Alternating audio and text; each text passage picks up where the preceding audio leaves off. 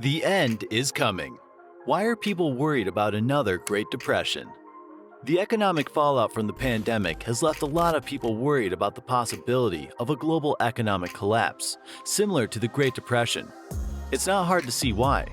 The virus left millions of people around the world furloughed or unemployed and has majorly disrupted the professional lives of everyone else.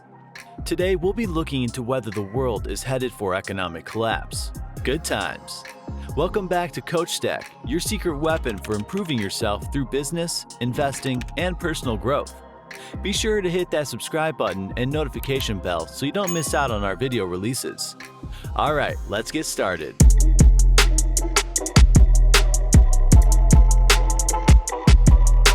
In mid-2020, the pandemic led to one of the most dramatic stock market crashes in recent memory. The S&P 500 fell 31% in under a month, and the Dow Jones dropped by around 24% over the same period. As you might expect, this created a number of serious economic problems for many countries. After this initial crash, though, the stock market has made a miraculous recovery. We're currently seeing new highs that economists thought would be out of reach for years to come. Both institutional and retail investors everywhere are letting out a collective sigh of relief. Everyone thought the pandemic would mean losses across the board, but a lot of investors ended up making a lot of money. Everything seems to have turned out fine. Well, maybe. Not everyone is so happy with the way the market has been behaving. In fact, a lot of economists and investors are getting pretty suspicious. But you don't need to be an economist to see why. The pandemic forced millions of businesses around the world to close their doors for good. In the US alone, almost 200,000 small businesses filed for bankruptcy as a result of the pandemic. Many of the businesses that did manage to survive were forced to lay off tons of their employees to do so. This combination of closure and downsizing has led to massive spikes in unemployment all over the world.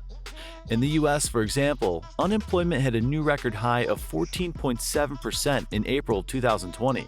Generally, economies do well when people spend their money, and do badly when they can't or won't. When the crisis hit, the worry was people just wouldn't have enough money to spend on the kinds of things they might have pre-pandemic. But primarily through the massive government stimulus, the US economy almost completely bypassed the looming disaster. Nevertheless, very few people predicted the market would start hitting record highs. There are a few possible reasons for the insanity, but the one I'd like to focus on today has to do with speculation. More specifically, speculative bubbles. In investing, speculative bubbles are market spikes that happen when people make investments that are based on speculation, instinct, optimism, or blindly following advice they see online rather than reliable information. A bubble usually begins when an innovation or financial policy like low interest rates encourage people to get their money out of savings accounts and into the market. In the early stages, a bubble just looks like a particularly strong market. The people who invest make money. The people that don't invest don't. Everything is as it should be. Soon, word gets out that the people are making unusual amounts of money with their investments. All of a sudden, everyone wants a piece of the action. Money starts trickling into the stock market, then streaming, then flooding. All this money and interest starts to drive the market up even higher. This only makes people more excited. It starts to feel like there's no limit to the amount of money you could make. Eventually, the more tactical investors realize that this can't last forever. They sell their shares and cash in on their profits. The upwards trend of the market slows a bit, but that's all it takes. Suddenly, everyone realizes that the bubble can't last forever. People begin to panic sell, prices plummet, and the overvalued markets return to a more realistic value. Can you think of any recent financial events that sound similar to this? Let's not forget about GameStop. In case you need me to jog your memory, GameStop was a failing video game retailer with a share price of next to nothing.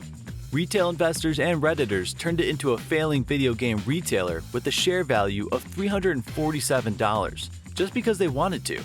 That's a share price increase of around 2,000% for no real reason, apart from wanting to stick it to Wall Street. If you ask me, the fact that memes were enough to send GameStop's price soaring is strong evidence that overvaluation is happening all over the place. A lot of people much smarter than me agree. Michael Burry and John Grantham are two highly respected investors with a very pessimistic view of today's market. They both believe that we're reaching unprecedented levels of speculation and overvaluation in a number of industries and asset classes.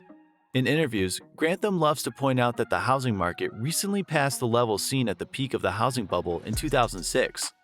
On top of this, both the US bond market and the US equity market are the most valuable that they've ever been. That means not one, but three markets might be ready to pop if people become pessimistic. That would mean 3 times the problem we had back in 2008.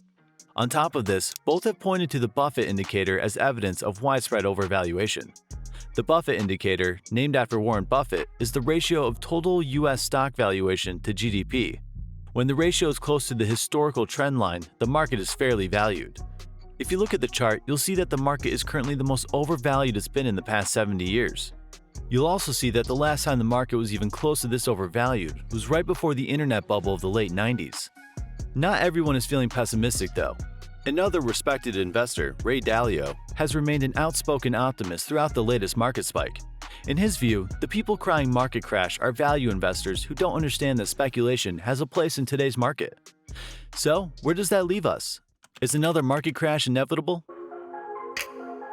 Usually, it's not easy to make any sort of definitive predictions about our financial system. If it were, we'd all be rich. Market crashes are one thing we can predict though. They're an unfortunate and inevitable feature of any capitalist system. The only question is when. If you subscribe to the idea that speculation and overvaluation are bad, the answer to that question is probably very soon. If you don't, things are looking great. All you can do is stay alert and manage your investments intelligently. If something seems too good to be true, it probably is. If things seem to be taking a turn, get out while you can. Hopefully, this video helped explain why some people are worried about the possibility of another major market collapse. There's so much more to say about this topic, but we'll leave that for next time. We come out with new videos every weekday, so if you enjoyed this, please consider subscribing. See you next time.